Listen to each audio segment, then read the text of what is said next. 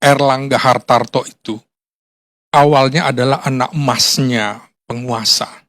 Kita ingat pada pemerintahan Jokowi era pertama itu, dia kemukakan tidak boleh ada menteri rangkap jabatan. Tapi kemudian ketika Golkar hanya mampu bertahan menjadi oposisi selama 2 tahun, lalu Erlangga ditawarkan menjadi menteri, itu tidak berlaku. Jadi konsistensi Jokowi itu hanya berlaku 2 tahun. Jadi Erlangga Hartarto menjabat menteri dan juga menjabat ketua umum Partai Golkar. Di sini sesungguhnya saya sudah melihat bahwa ini adalah jebakan Batman bagi Partai Golkar. Apa dampaknya? Dia tidak mampu secara maksimal mengurus dan melakukan konsolidasi Partai Golkar. Ini setelah sebelumnya kita tahu Golkar mengalami dualisme kepemimpinan. Konflik-konflik di dalam tubuh partai politik itu sesungguhnya ditentukan oleh dia akan berkoalisi dengan pemerintah atau dia memilih oposisi. Nah, bagi pemerintah, oposisi ini menjadi ancaman untuk menyelenggarakan pemerintahan yang stabil.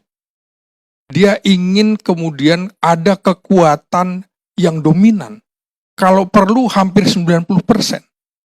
Dan ternyata memang dalam pemerintahan Jokowi ini, pada periode kedua, dia sudah menguasai 82%. Sehingga menyisakan 18%, ini yang tidak memungkinkan oposisi melawan pemerintah.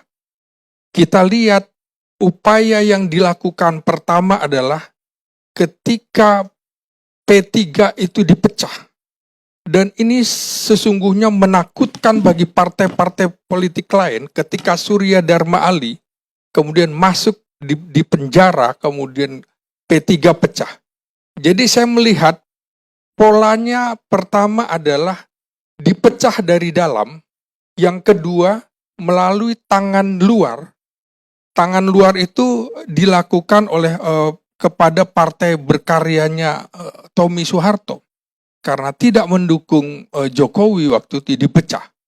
Kemudian sama, P3 Surya Dharma Ali waktu itu juga tidak mendukung Jokowi. Nah, kemudian pola yang ketiga adalah melalui orang dalam dan orang luar, kombinasi itu. Dan itu dilakukan terhadap Demokrat. Nah, apa yang kemudian dilakukan oleh Golkar? Kita bisa lihat siapa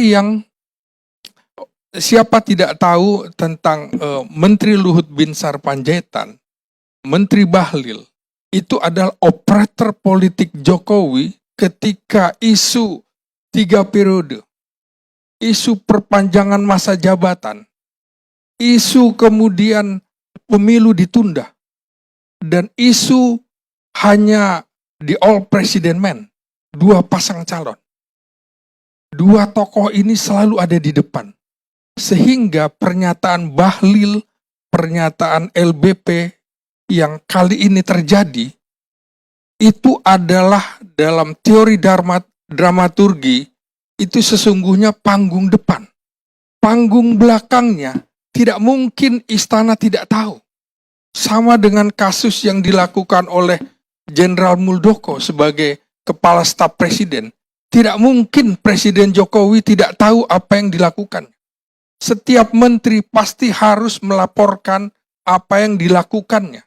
Jadi sama, apa yang dilakukan Menteri Bahlil, apa yang dilakukan Menteri LBP ini, dalam panggung belakang patut diduga ada yang bermain, ada istana.